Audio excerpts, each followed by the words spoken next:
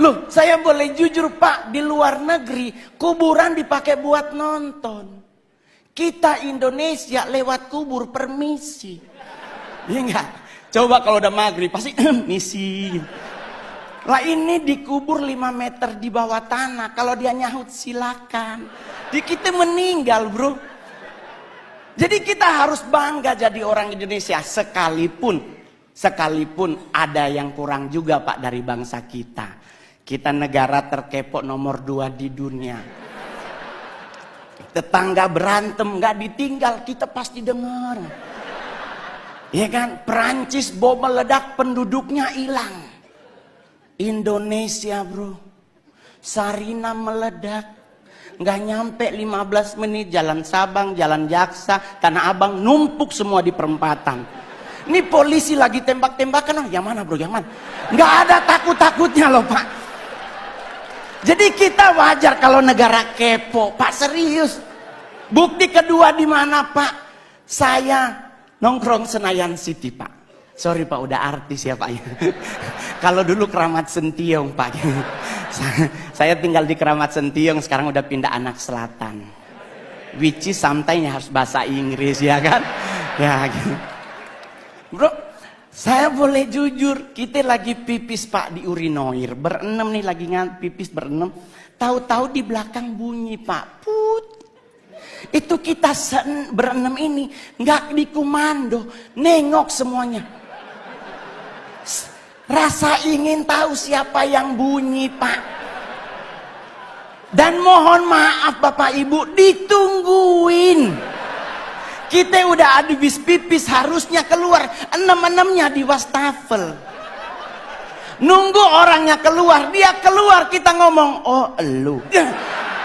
Tinggi banget Pak. Kita harus akui kita kepo tinggi. Kedua Pak, buat Pak Presiden, kita negara apa lagi? Ngusir setan Pak. Padahal mohon maaf Bapak Ibu, setan di luar negeri pakai jas. Menakutkan pasti karena ada belati, ada panah, ada pedang. Kita Indonesia setannya dari 170, 80%-nya difabel. Indonesia setannya mayoritas cacat Pak. Ya kan, suster ngesot, wewe gombel, pocong. Semuanya butuh dibantu, tapi kita ketakutan Pak. Lah, saya mau ngasih tahu ya teman-teman, suster ngesot nggak mungkin ke rumah kita. Nih Pak, saya anak Tanjung Priuk. Rumah sakit itu Koja. Otomatis suster ngesot hanya ada di rumah sakit. Kalau dia mau nyebrang ke Warakas, meninggal lagi Pak. Kan kontainernya banyak Pak. Ya kan? Dia lagi cek, ya Allah, balik lagi. Sampai subuh Pak. Kalaupun dia bisa nyebrang, nggak mungkin nakutin Pak. Pasti minta betadin, beset kakinya Pak. Jadi orang nanya sama saya Pak, terus ngusir setan apa yang harus kita lakukan? Jangan main dibaca aja Pak. Kalau Muslim dibacain ayat kursi, Kristen dibacain ayat Alkitab atau agama yang lain. Yang paling benar jangan dulu dibaca, tanya dulu setannya, lu agama apa? Iya kan? Takutnya dia Kristen dibacain ayat kursi kan gak kena bos. Iya kan? Jadi buat teman-teman semuanya, nggak usah khawatir ngadepin hidup. Saya sangat yakin dengan 1000% bahwa Pak Jokowi pasti akan umur panjang. Anda tahu kenapa? Karena beliau rendah hati. Saya udah 2 kali foto sama Bapak. Satu di Istana Negara, satu di Tondano, Natal Nasional.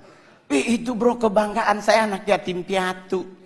Nggak punya orang tua dari usia 4 tahun. Bisa ketemu presiden, makan di istana lagi. Pingin nyolong sendok Pak. Soalnya sendoknya keren banget. Stainless steel terbaik, lumayan buat cincin bro. Serius Pak. Saya di Sangir ketemu bupati aja udah pingin pingsan, apalagi sama Pak Presiden. Plus saya kali ketiga disapa oleh Bapak. Di istana ditanya, Mas Mongol. Di Tondano, Mas Mongol. Saya bareng beliau di mobil bagi-bagi buku dan baju. Hari ini pun Bapak nyapa Mongol. Keren Pak. Ya mudah-mudahan foto bersama lagi. Jadi Pak, saya bangga banget memiliki presiden seperti Bapak. Ya kan? Kenapa bisa umur panjang? Beliau rendah hati. Ini yang paling terakhir. Orang yang cepat meninggal adalah orang yang sombong. Ajaran agama Kristen dan Islam sepakat. Nabi itu benci orang sombong. Orang sombong tuh cepat matinya. Kenapa? Jalannya petenteng-petenteng. Ya kan? Apa lu lihat-lihat?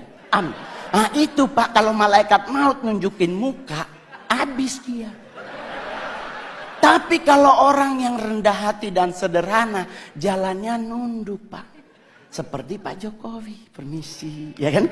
Ya, sederhana. Kenapa orang yang rendah hati meninggalnya lama? Karena malaikat maut nunggunya di depan. Otomatis kalau kita nunduk, kelihatan sepatunya. Ini kan lagi jangan, oh ya Allah dia kan kita putar-putar. Nah, umur panjang Pak.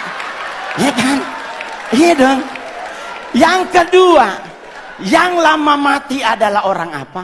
Orang budek Pak. Saya oma meninggal umur 100 tahun di Sangir. Mohon maaf Pak, di Sangir nggak ada aturan makanan Pak. Selama dia halal dan bisa dimakan, dimakan. Lah kita sekarang ribet makan, nggak boleh nasi putih karena karbo dan gula tinggi. Harus ganti nasi merah karena karbo gula rendah, serat tinggi. Padahal kalau bicara nasi berwarna, kuning yang paling enak. Ya dong, udah ada ayam sepotong, orek dan sebagainya ya.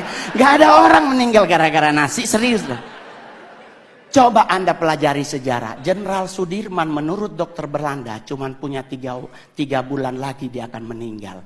Karena mengidap penyakit paru-paru yang akut. Tapi coba Anda cek sejarah. Lama beliau mati.